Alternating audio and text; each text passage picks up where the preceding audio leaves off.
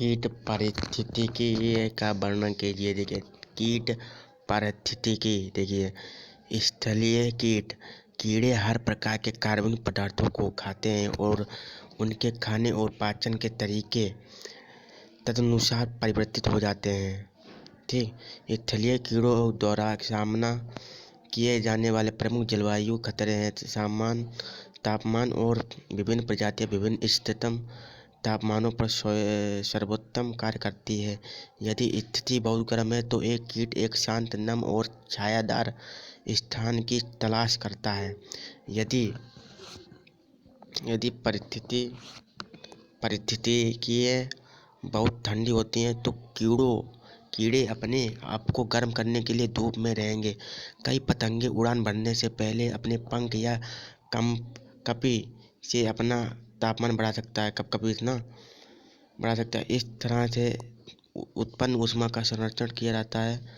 बाल या त्वचा जो शरीर के चारों ओर हवा की एक इंसुलेट परत बनाए रखती है। उड़ान के लिए इष्टतम मांसपेशी का तापमान लगभग 38 डिग्री सेल्सियस से 40 डिग्री सेल्सियस और 1000 से 104 डिग्री फ़ारेनहाइट की ज़रूरत होती है। बेहद ठंडे मौसम में कीड़ों के लिए खतरा है और ठंड के मौसम में सर्दी से बचने वाले कीड़े ठंडी हवा का सामना करते हैं।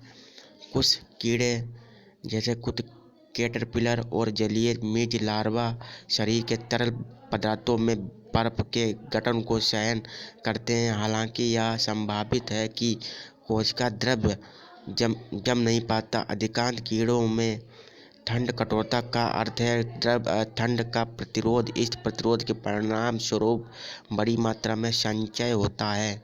स्थलीय वातावरण में पानी की कमी को रोकना जीवन का एक महत्वपूर्ण पहलू है। सभी कीड़ों में एक मोमी लिपिड परत होती है जो शरीर की दीवार से पानी के नुकसान को रोकने के लिए एक्सोस्केलेटन की बाहरी सतह को कोट करती है। इसके अलावा अधिकांश स्थलीय कीटों में श्वसन और अपशिष्ट उन्मूलन के माध्यम की भी से नुकसान से बचने के लिए अनुकूलन भी होते हैं।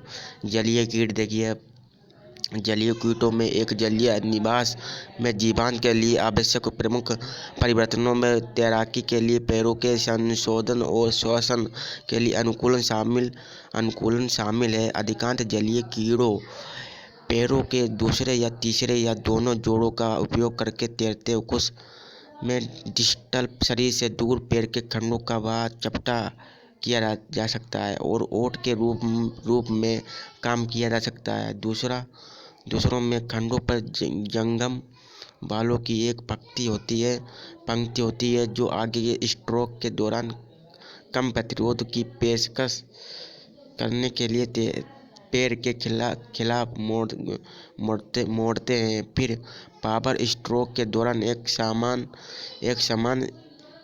सतह बनाते हैं। कुछ में पानी के तार मेरिडे की तरह लंबे, पतले और उन्हीं धाराओं की सतह पर चलने की अनुमति देते हैं। रेंगने वाला पानी का बग एम्ब्रायस मार्ग विलियम ई होता है। ठीक है। जब देखिए शत्रुओं से सुरक्षा। देखिए, कीड़े सिंग या चमड़े के हथेली से कुछ सुरक्षा प्राप्त कर सकते हैं जिनसे विभिन्न रासायनिक बचाव भी हो सकते हैं। कुछ कैटरपिलर में विशेष जटिल बाल होते हैं जो कांटेदार टुकड़ों में टूट जाते हैं, जिनमें एक जहरीला पदार्थ भी होता है जो तीव्र खुजली का कारण बनता है और कई पक्षियों के खिलाफ सुरक्षा का काम करता है, सेफ्टी का काम करता है। कई कीड़ों की त्वचीय ग्रंथियां छल्ली के ऊपर विकर्षण या जहरीला स्राव का निर्वहन करती है, जबकि अन्य जहरीलों द्वारा संरक्षित होती है।